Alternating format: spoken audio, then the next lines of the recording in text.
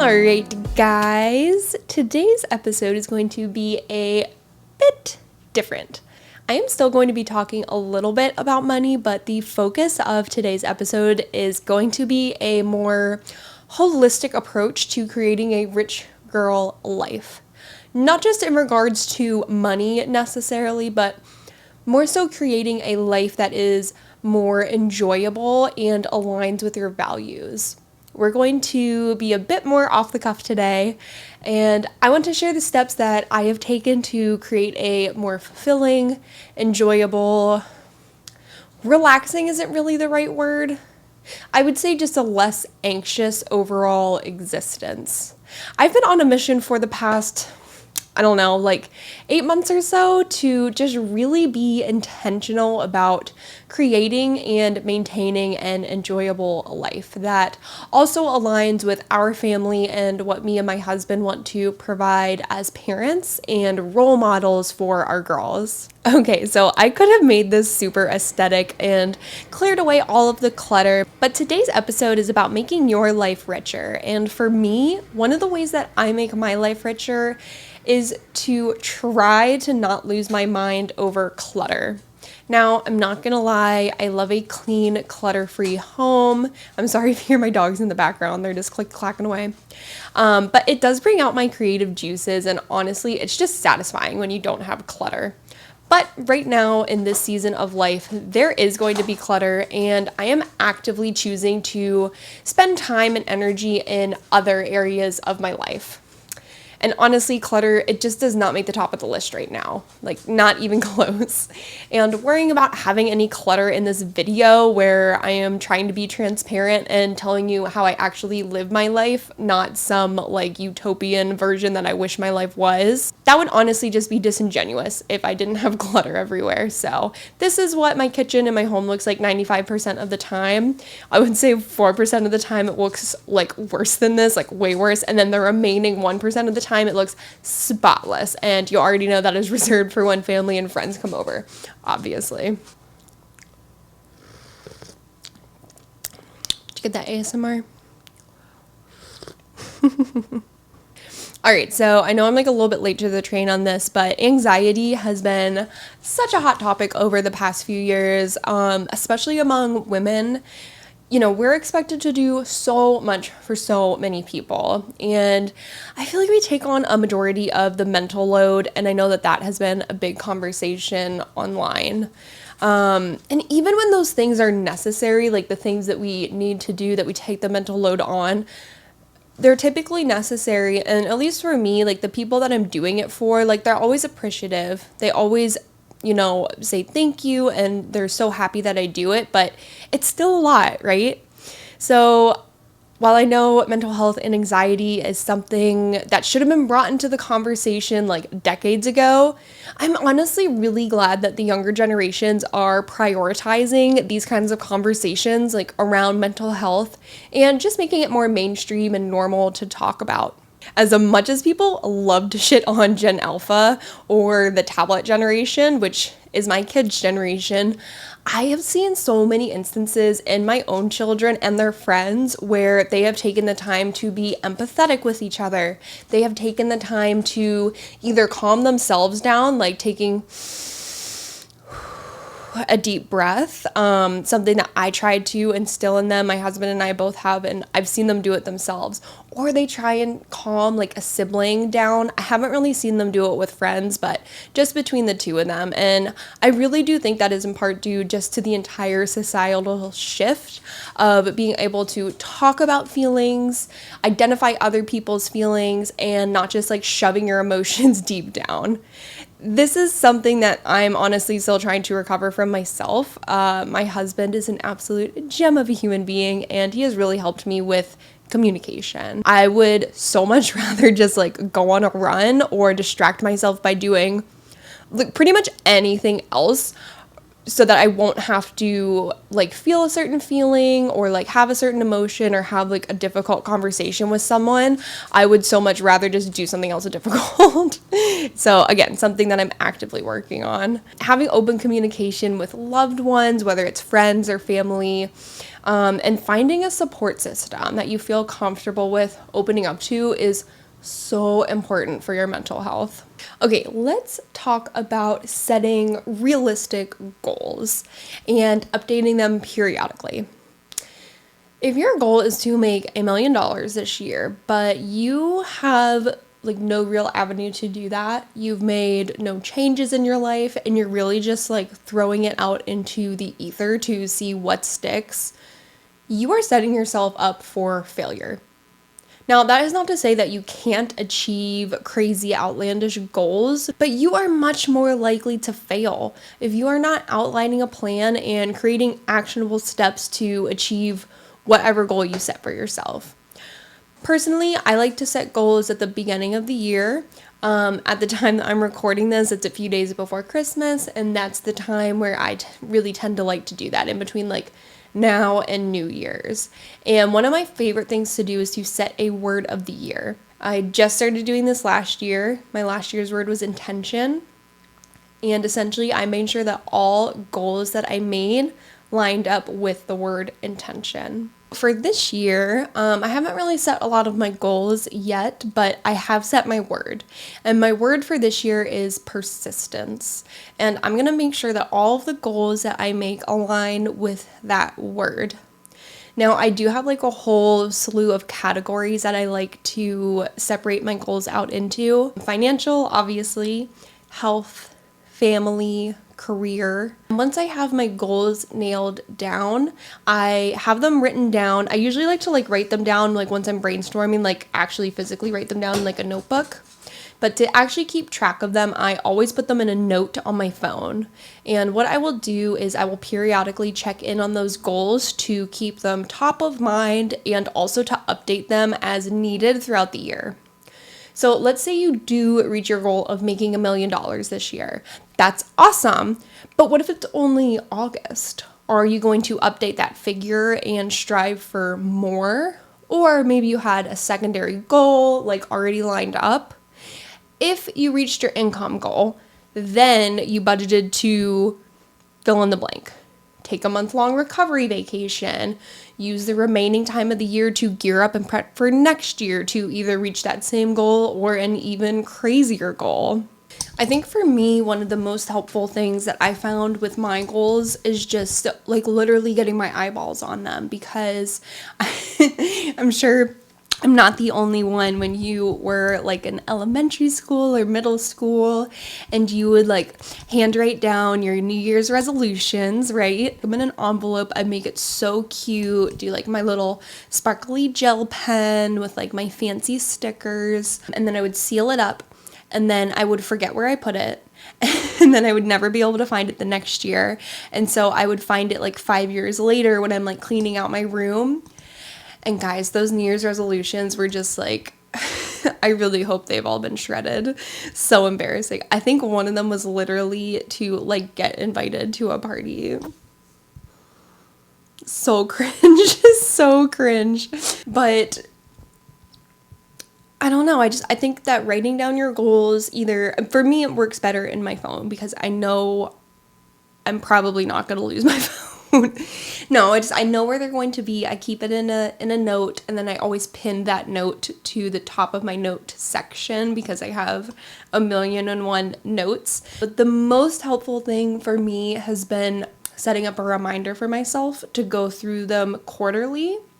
And essentially what that does is it forces me, because I'm one of those people that needs to check something off of a checklist. And so on my phone, I have reminders for pretty much everything. I have reminders for like so many things. And whenever I finish that thing, I can just like tap it and it's like, yay, and then it disappears, right? So like I get to like cross it off my to-do list. It's a quarterly update, so I have to go into my goals. I have to look at all of them and then basically like see how much progress I'm making, see if I need to update any of them. Like one of them for this year was to read 12 books. And guys, I have been trying to read more since like college essentially. I used to be such a book nerd. My parents can attest to this. They would get mad at me. I have distinct memories of being in our house when I was in middle school and I had like a bathroom attached to my room, like it was my own bathroom. I would stay up until like 1, 2, 3 o'clock in the morning reading, and I got in so much trouble. I'd be so tired in the morning before school. So eventually it got to the point where I would turn off all my bedroom lights. I would go into the bathroom, lock my bathroom door, and turn on the bathroom light because they couldn't really see that from the hallway. But yeah, I used to be a huge bookworm, and I read a little bit in college, not too much, and then as soon as I got out of college, I just completely, like, that fell to the wayside. So that's been a goal of mine for like years now to start reading again, and so this year is the first year that I've actually been able to meet and exceed that reading goal. And one of the things I did is as soon as I realized I was like going to blow it out of the water, I started like upping it up a little bit. So during halfway through the year, I upped it by like 4 books, and then I upped it another 2 the next quarter. So just like continually kind of like placing my goalpost out there, but then still giving myself like little affirmations in my note goal, like saying like, yes, you did it, you already made it, you're doing so good, can we get another 4?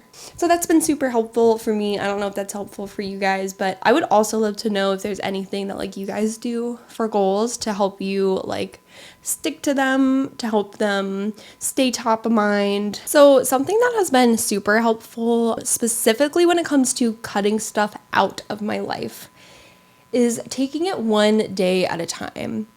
And I know you've heard this a million times because I have heard this a million times. And because I had heard it a million times, I thought I knew what it meant until I actually started doing it. So I have the tendency to think months or years into the future instead of just focusing on the day ahead of me and the immediate tasks at hand. Rewind a few minutes to hear about my yearly goals. I think this tends to be a pain point for like a lot of women because we tend to be the planners in the household. We are thinking about birthday parties that need food and cake and activities and invitations. We're thinking about the groceries that are running low in the house. We're thinking about bills that need to be paid next week, and we're just thinking about all of the things that need to be done in the future. And I think this specifically is one of the reasons that I would turn to alcohol at the end of the day. I would be so bogged down with what needed to be done and with how little I thought, like how little I perceived I had gotten done during the day. And I just wanted to relax. Like, I just wanted to not think about the insane amount of stuff that I had to get done tomorrow and the next day and the day after that and the weeks ahead. You get it. In December, I actually started my alcohol-free journey. And this was not the first time that I have tried. I've tried to cut back. I wouldn't say completely cut out, but I've tried to cut back many times over the past 2 years. But for the first time, I really intentionally tried to take it one day at a time, because that is the one thing that people just kept saying over and over again. Take it one day at a time. Don't set a 1 week goal. Don't set a 1 month goal. Don't set a forever goal, because forever is terrifying. Just take it one day at a time. And I had pretty much no other goals those first few days of like not having alcohol. My goals were literally to get out of bed, get my daughter to the bus stop, make sure my other daughter was like fed, happy, safe, and then just to not drink alcohol day. That was it. Anything else that I accomplished on top of that was just extra. That was icing on top, but it was not required. I told myself these are my only goals for the day, and I am only focusing on today, not worrying about tomorrow, focusing on today. And after about 2 weeks, I found that even though I was still taking it one day at a time, I had unintentionally started adding goals to my daily list that were future oriented. but for some reason they weren't stressing me out. And if I didn't get everything done, that was okay. I didn't feel the need to accomplish everything because by the time 6 o'clock rolled around, I felt that I had been so productive and just so like clear-headed that I could just shut everything down and put my feet up and knit or read or do whatever I wanted to do to like keep my hands and my mind busy. Obviously, cutting out alcohol is a very specific goal, and that's not going to resonate with everyone. Whatever it is, it could be a person in your life that's not good for you. It could be a habit that you want to stop doing. It could be something as simple as not looking at your phone first thing in the morning. Whatever it is, try taking it one day at a time.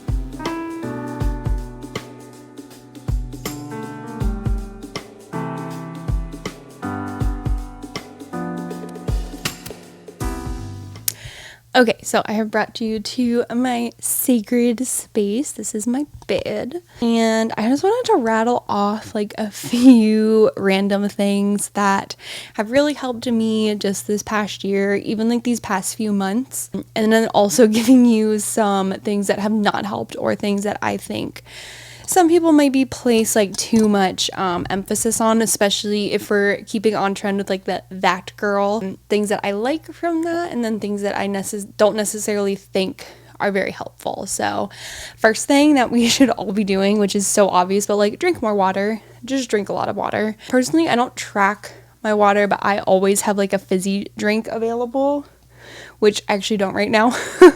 But normally I have like a sparkling water, and I drink so many of those throughout the day. I also like to try and drink something in the morning before I have a coffee. This morning, that did not happen, but I do like to try and have a little bit of something, just like regular water, whether it's a sparkly water or like a water with lemon before I have a coffee. And while I'm on that, water with lemon does absolutely nothing for your digestion.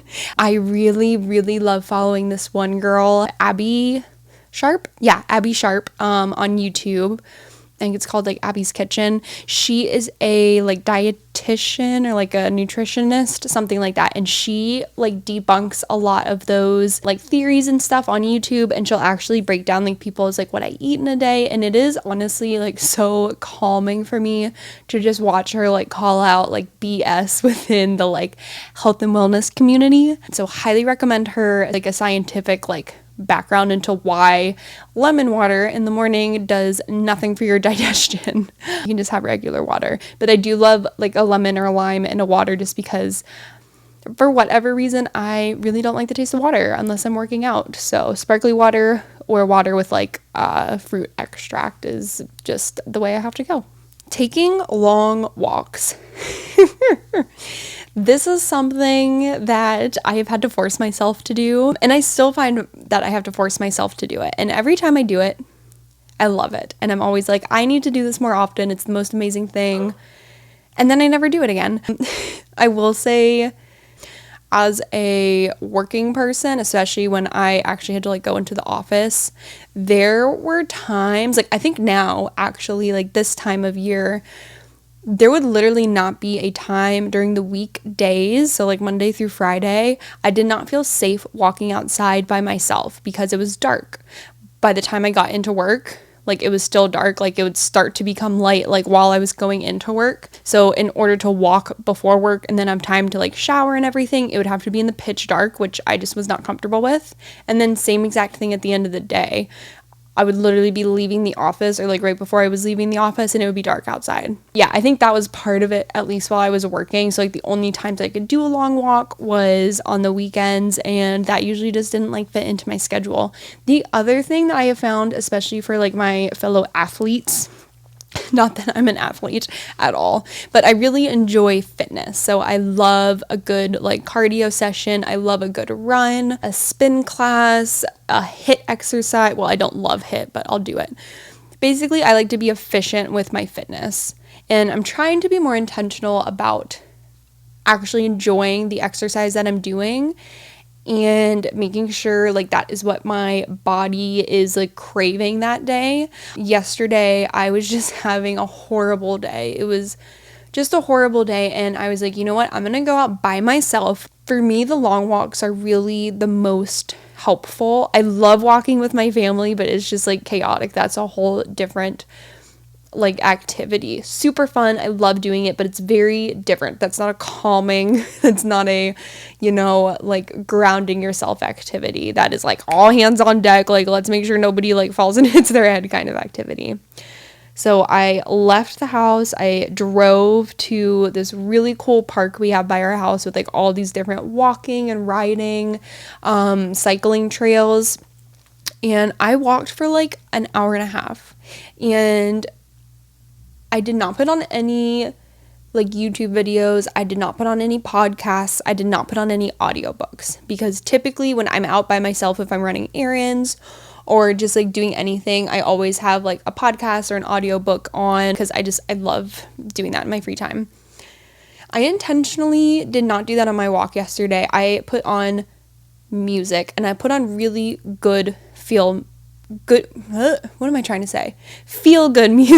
Jesus Christ. Feel good music, which I'll get to that too.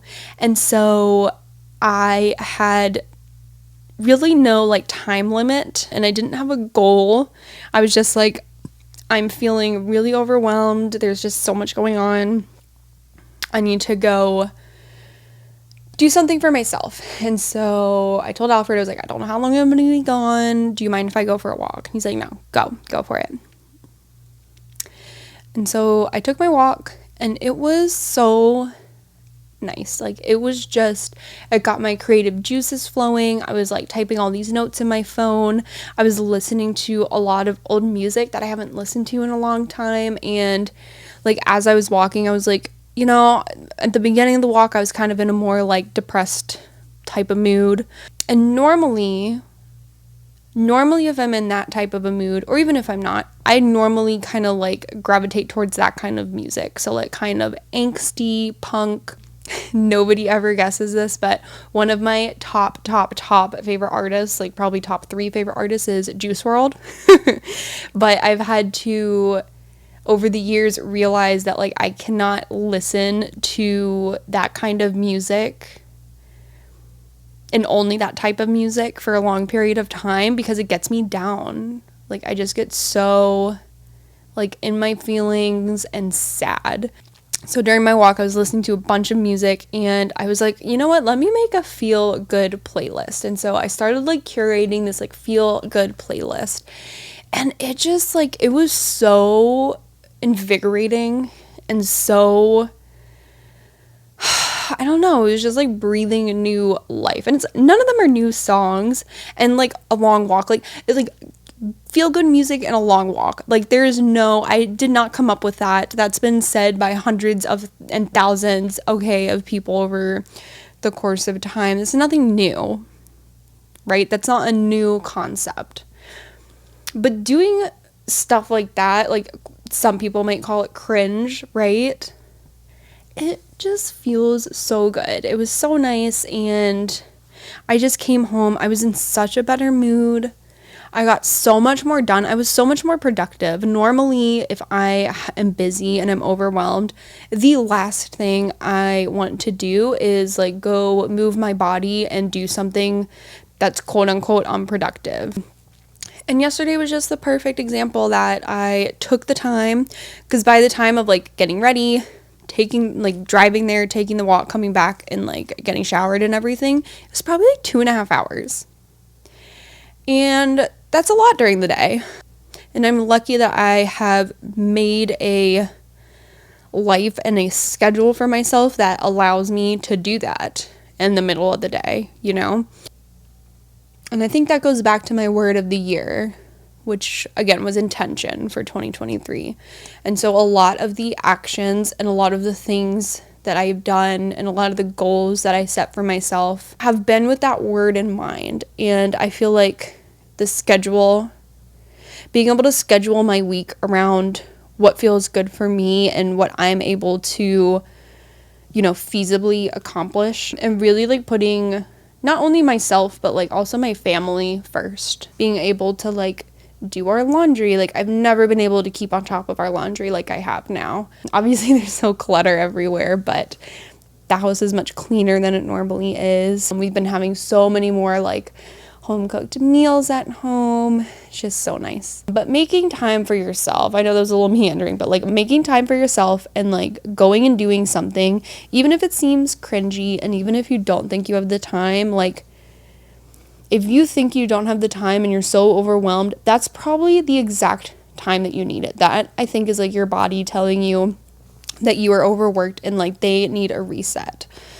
Because beating yourself to death and like just working your body so much like to the point of exhaustion, like what's the point of that? You're not going to get as much done and you're not going to feel as good the next day. Take some time for yourself. You know, I'm not a meditation person, at least not yet. I have tried, not a good meditation person. Also not a yoga person. I really wish I could do yoga. I cannot. I'm very inflexible. Knitting. For my ladies, oh my lord, knitting has been so much fun. Knitting is one of those things where like you can just kind of mindlessly sit there and do it. And like you get to create something and it's been fun because like now my girls want to start knitting and I can knit them like cute little things. So knitting, if you've ever been like interested or want to try it out, like it's so easy. There are so many YouTube videos on it and it's like pretty, like it's a cheap activity, right? And I haven't done this yet, but I'm sure like if somebody like wants you to make them a hat, you can be like, oh cool, well I have the knitting needles, like why don't you pick me up some yarn or shoot me like $10, you know, so I can go pick up some yarn for you. Then it's like practically free. Super nice. And then you're like putting good out into the world and receiving it back, hopefully. What are some other things that I have been doing and trying to implement? Oh, this is a huge one for people that live with other people.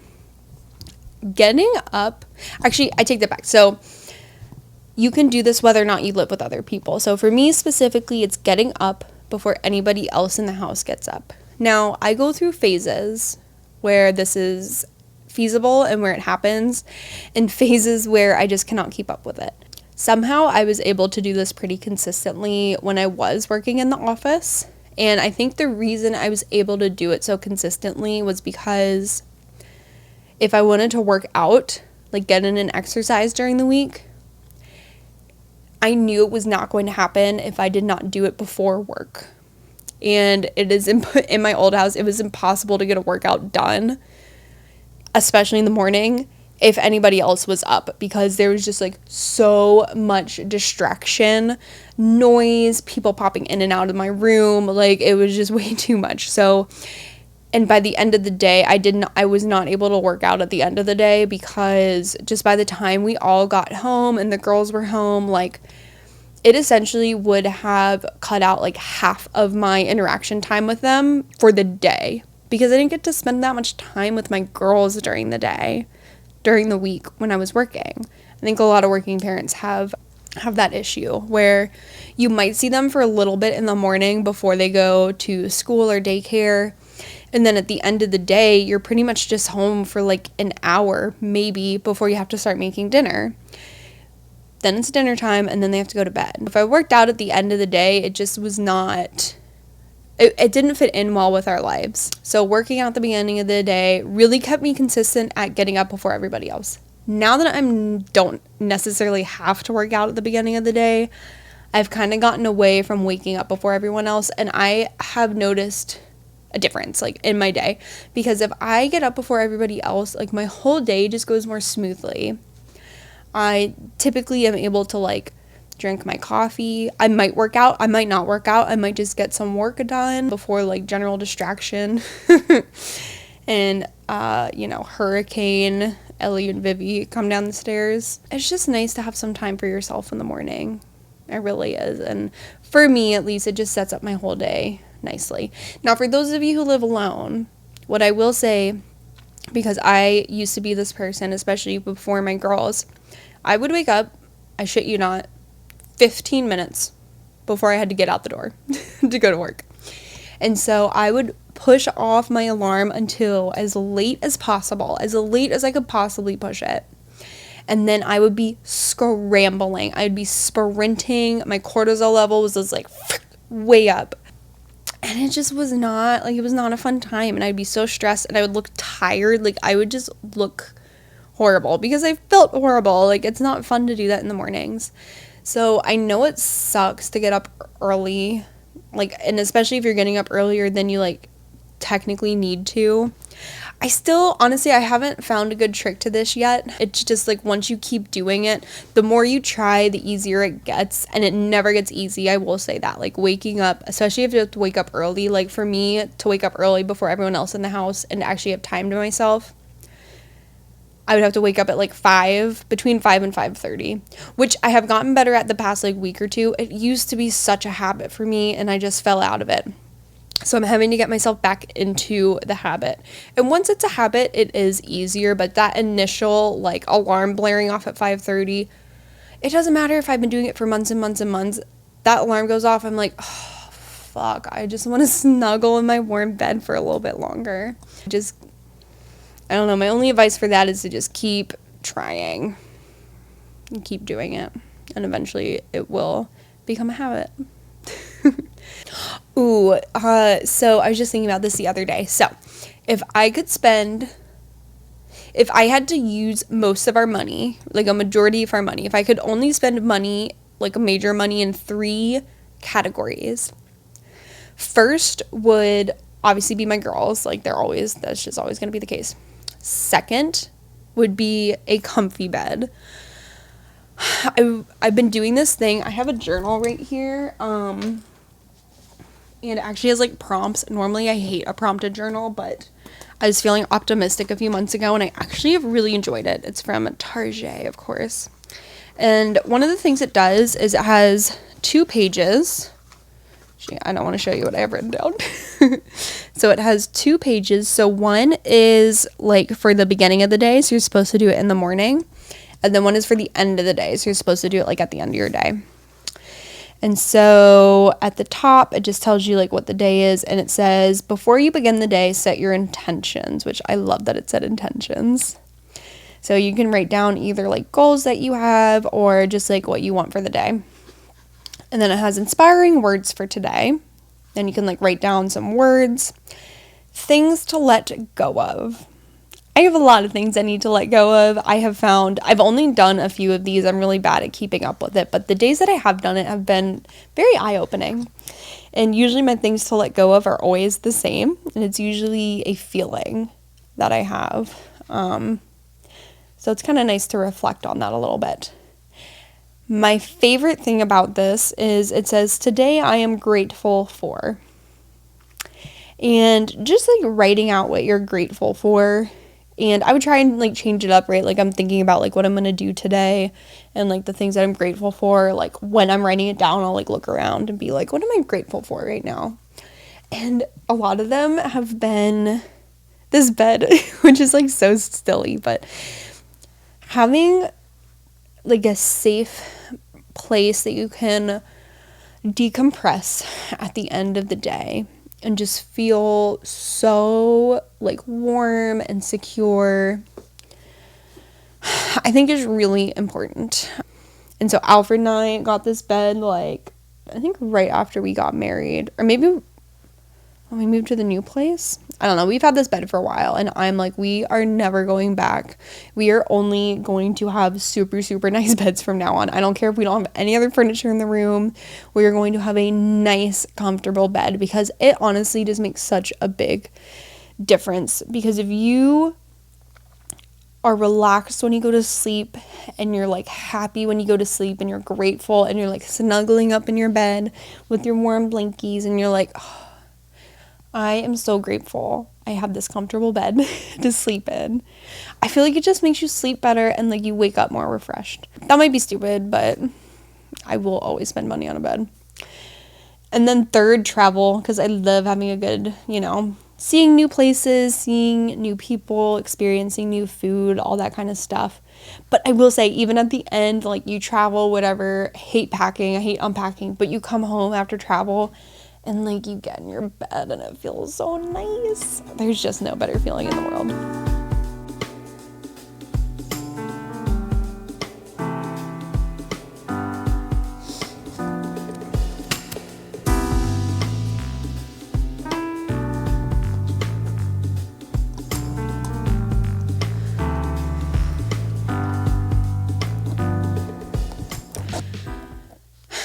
So I think some goals for this upcoming year, I just want to kind of brainstorm a little bit with you guys that will continuing that will continue me on the path of becoming a rich girl. And just real quick before we get into that, I did just want to put out a disclaimer. I probably should have done this on like the first or the second episode. Guys, I am not like, this is not a mansion, all right? Alfred and I are not like swimming in cash. We are not like quote unquote rich, right? Like, if you just look at our bank accounts and everything, like, yes, we are doing well for ourselves, especially for our age. We are hitting the goals that we want to hit. We still have some work to do in some departments, but for the most part, like, we're doing well. But rich girl to me, and like why I made Rich Girl's Guide to begin with, was the idea of creating a rich life and getting to the point where you can be financially stable enough to worry about all aspects of your life. Being a rich girl or like a rich guy, whatever, like being rich is not just about money, right? Obviously, your personal finances are going to have a huge impact on you and your everyday life in terms of if you don't have enough income to support you, that's a huge stressor. If you don't have enough money to send your kid to the college that you want to send them to, like that can be really disappointing to you and your child potentially. If you don't have enough money to retire, I can't think of a bigger, lifestyle change than having to work longer than you want to. All that to say, when I say rich girls, I don't want you to just think about some, like, rich person just, like, running around with, like, their name brand designer bag and their, like, head to toe Gucci. I don't even know what the cool kids wear these days, okay?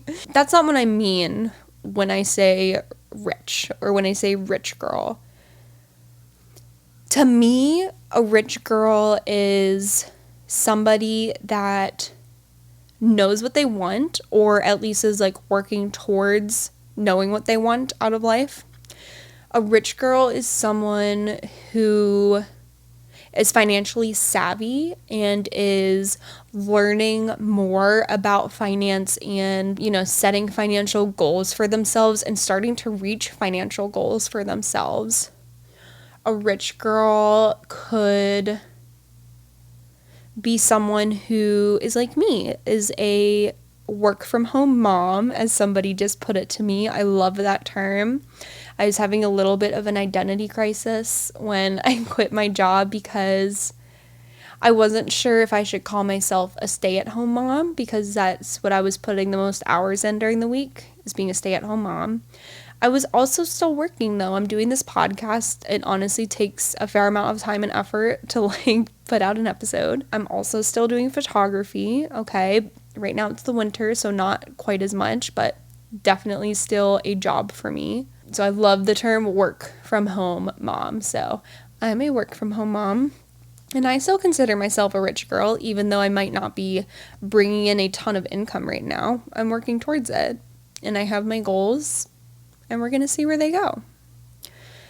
A rich girl could be what is the term? DINK?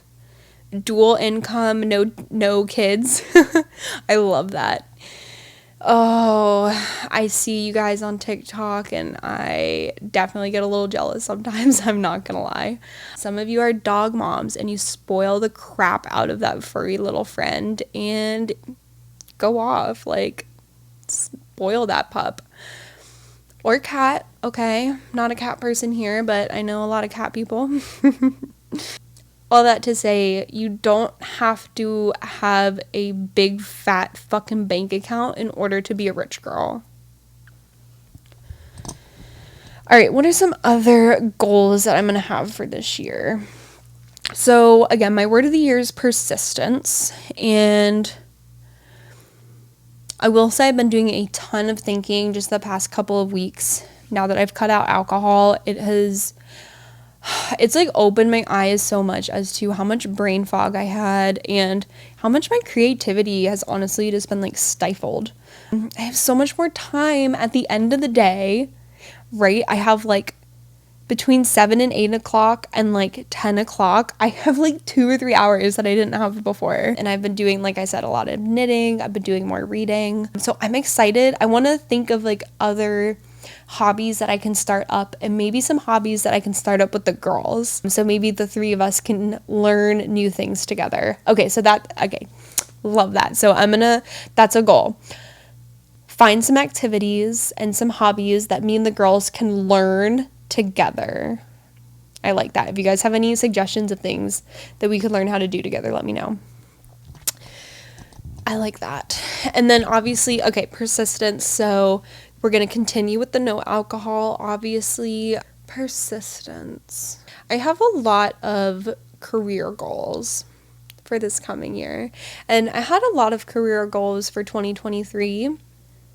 And honestly, a couple of them are questions. At the beginning of the year, when I set out my goals, I guess actually like this time last year when I set out my goals, I distinctly remember writing out a question. And the question was, do I want to pursue financial planning and try to take an exam that I'd already taken before? It was a professional designation exam. I had already taken it. I did not pass. And that was a huge wake-up call for me a couple years ago. And so at the beginning of this year, I had a question for myself. Do I want to pursue getting that designation again? Which would mean sacrificing a lot. It would mean sacrificing pretty much all time with my family for about 3 to 4 months. It would mean sacrificing my health goals because I would not have time to work out and to be good to my body, which sucks. I took some months to really think hard about it. I came to the conclusion that the sacrifices were not worth it. They just weren't worth it. And I think that was a big question that I had to really put down in writing, because I do this sometimes where I will ask myself a question or I will come up with something and I am like so gung-ho about it, and then I won't write it down anywhere, but I'll tell people about it. I will forget about it, and then I'll come to the same realization like a year or 2 or 3 later, and I'll be talking to someone and they're like, yeah, didn't we have this conversation like a year ago? And I'm like, are you for reals? Like, I already came to this realization. Like, why was I wasting all of this time leading up to here? I don't know. Maybe that was the alcohol too. But writing stuff down really helps, especially questions.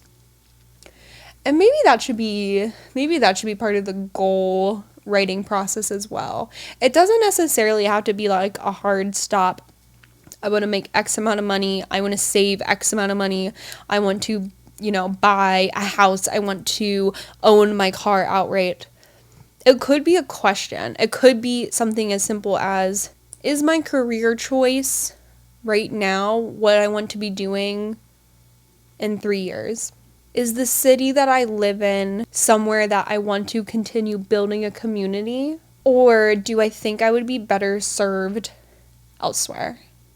Questions like that, I think for this year, I had a fair amount of questions on my goal list last year. So I think for this year, I'm really going to be focusing on my career and my businesses. I think that's going to be number one priority, because that was not number one priority this past year. Number one priority was bettering our family.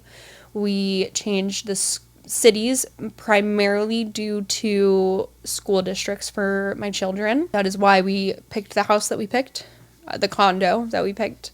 And I think we made some really good decisions. I think we've done really well in that department. We could definitely use some help in other departments, but We've been spending a lot of quality family time together. We've been outside. We've been eating meals together. That was a huge goal on my list, was to eat more meals, more homemade meals, and just like more meals together at a table as a family, which has been fabulous. I think maybe a goal for this year is to be more gentle with myself and to take more time. Would it be like super cringe if I wanted to take more long walks by myself? I think that might be a good goal. Okay, well, I'm still gonna think on these. I'm gonna make a goal list. I'm feeling really like into it today. So I think after I finish recording this episode, I'm gonna go write out my goals. You've heard a little bit of my thought process here. I'm just spitballing. This is what goes on in my head all day long, 24/7. It's me talking to myself.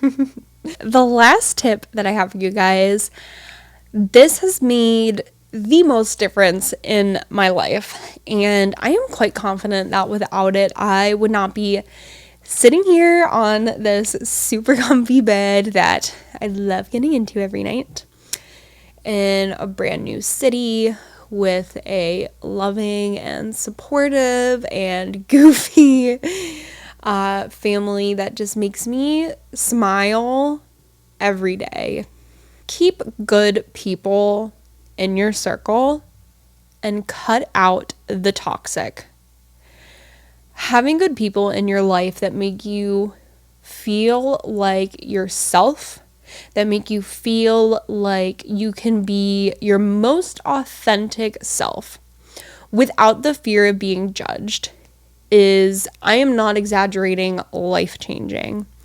I am incredibly lucky that I learned this lesson the hard way way back in college, and at the time I thought my world was literally ending. I was just really lost during this one semester of school, but I was lucky enough to have a really tight-knit group of friends, like ride or die friends that I will be friends with until because I had the support and the comfort of my friends, I was able to get out of a really, really terrible relationship that was just bad. I was with a harmful person, and it took time and effort to get out of. It was not easy, but I don't necessarily believe in like a higher power, but I really do believe that the universe rewarded me by getting out of that relationship by giving me my husband.